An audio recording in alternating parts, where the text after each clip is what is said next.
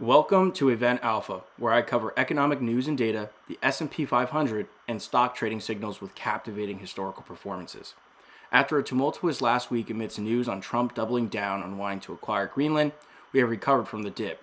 Now that we are back to all-time highs, will we push further or reject back down?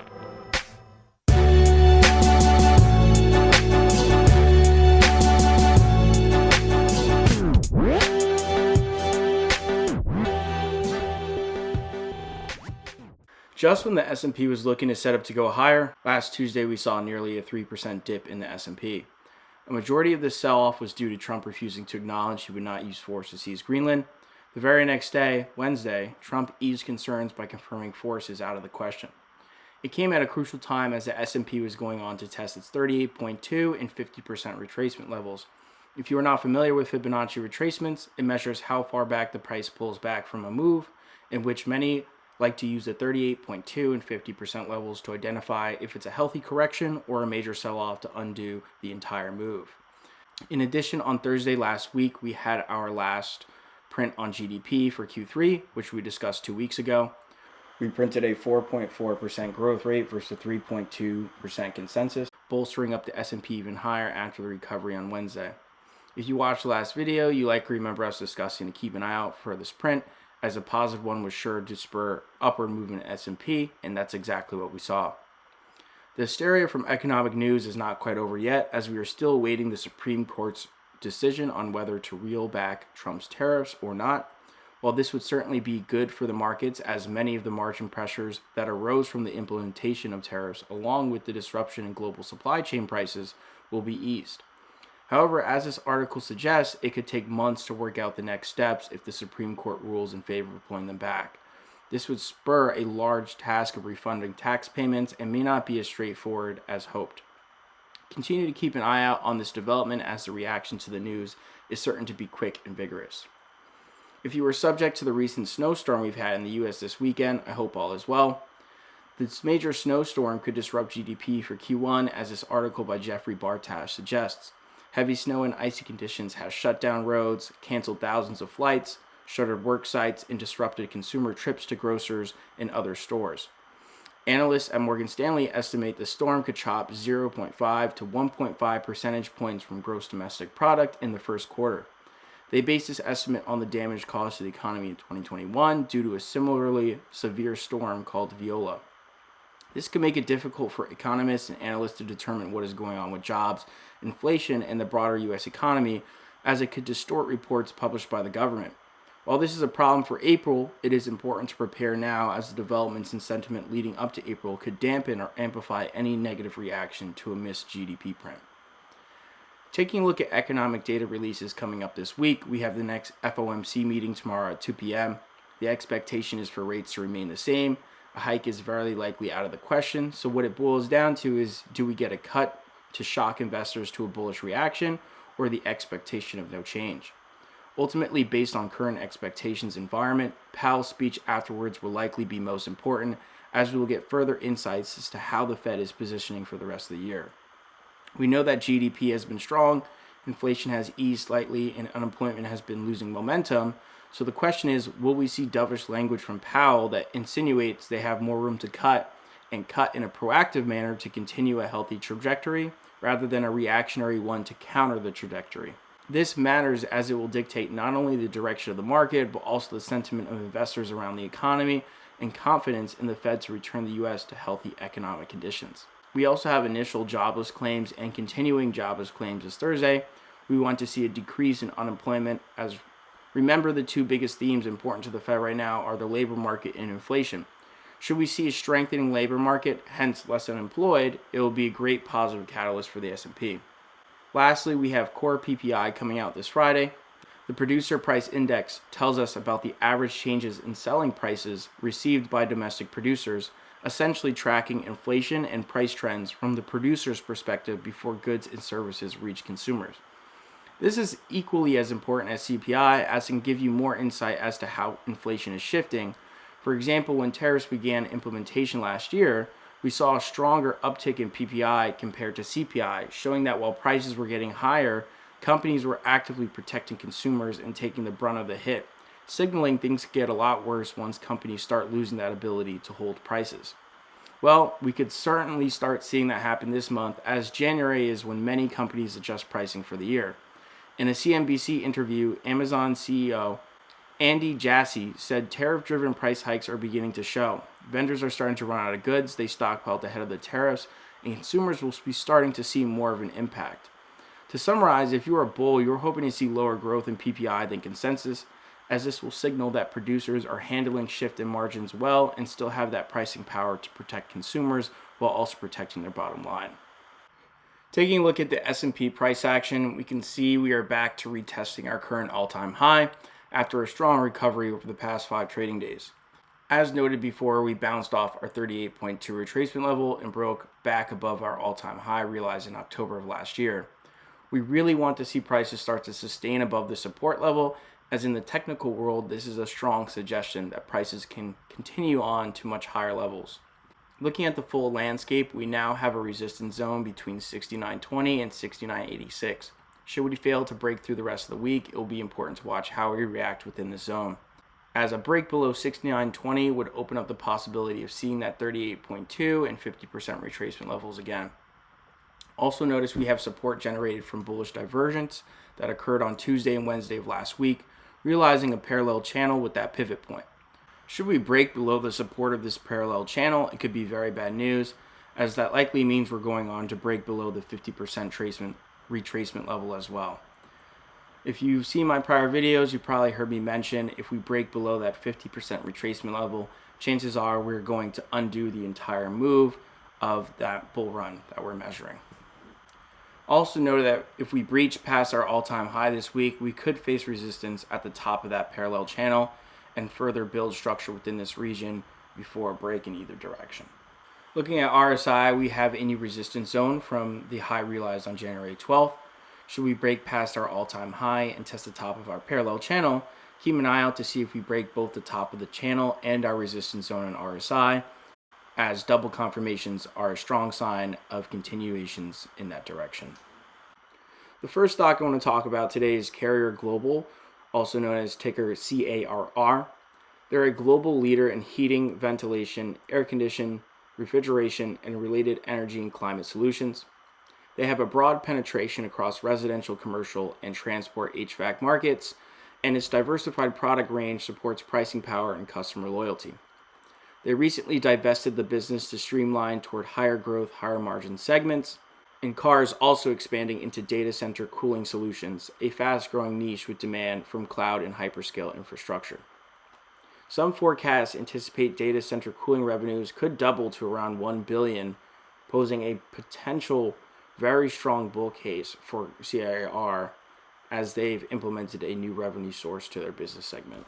While they reported a 7% drop in revenue versus the prior year in Q3 of 2025 and suffered margin pressures from tariffs, spurring their downfall to $50.36 a share in November, there is strong anticipation of better financial performance in 2026 as they roll out their new business segment. They report their next earnings in 9 days, so definitely keep an eye out as their strong report again could be a catalyst that needs to go higher. Given their strong market penetration, exciting new business segments to capture value from the AI industry, and diverse product line to help counter pricing pressures, they are set up for a potential strong bullish recovery. Here we have CARR's price over the past 10 years in the top panel and an indicator called MACD in the bottom panel. MACD measures the distance between two moving averages to determine whether they're contracting or expanding.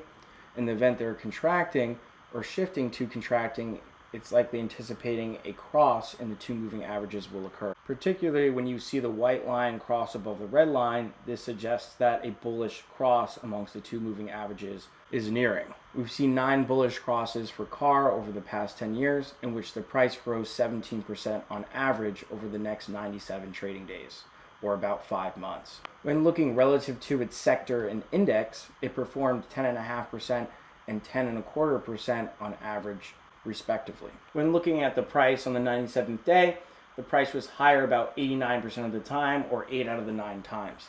This strategy has performed at a profit factor of 1, meaning that on average, your wins are about the same size as your losses, which prompts a required 50% win rate to break even.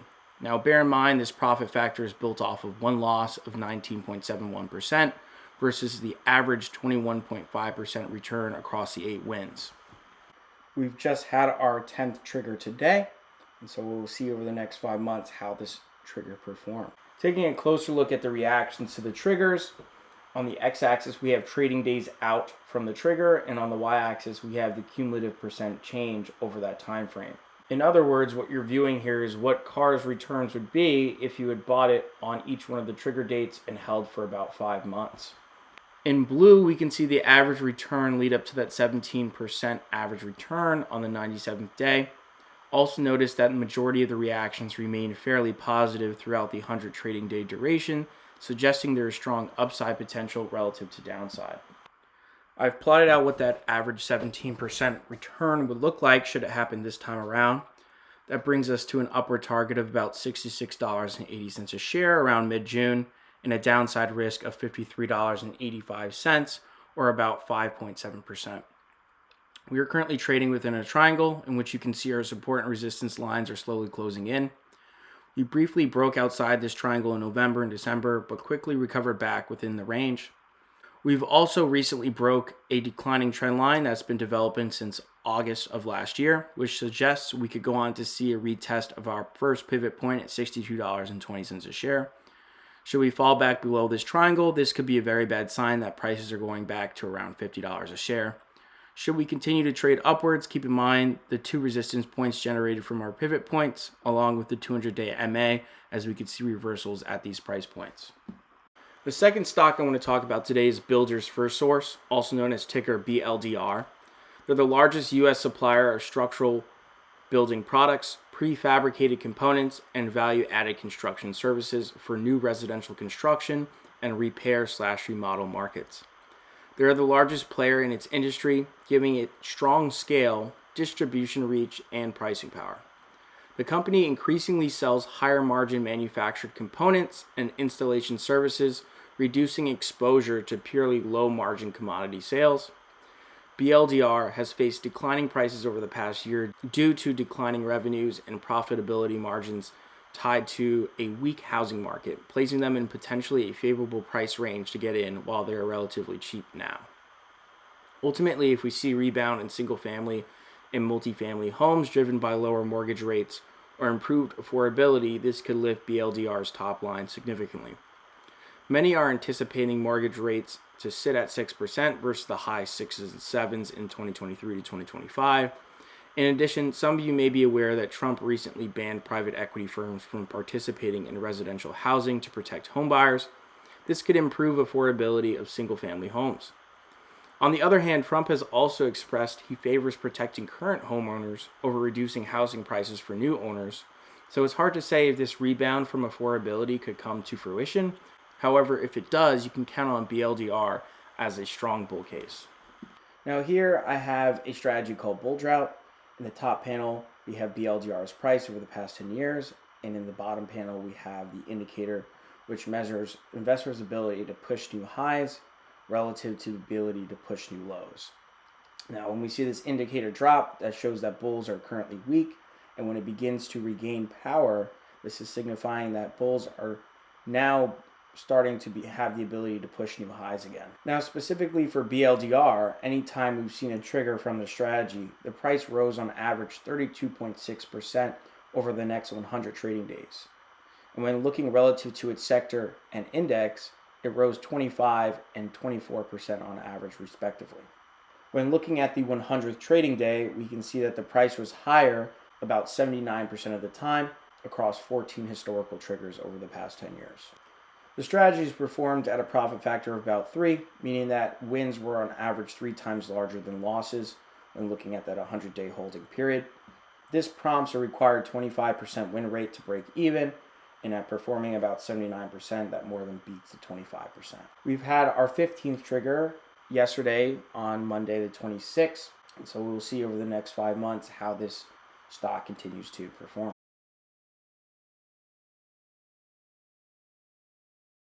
Taking a closer look at reactions, we can see in blue that average return lead up to that 32.6% on the 100th trading day. Taking a look at drawdown risk, we saw drawdowns as large as 20% in the first month of trading days out from the trigger.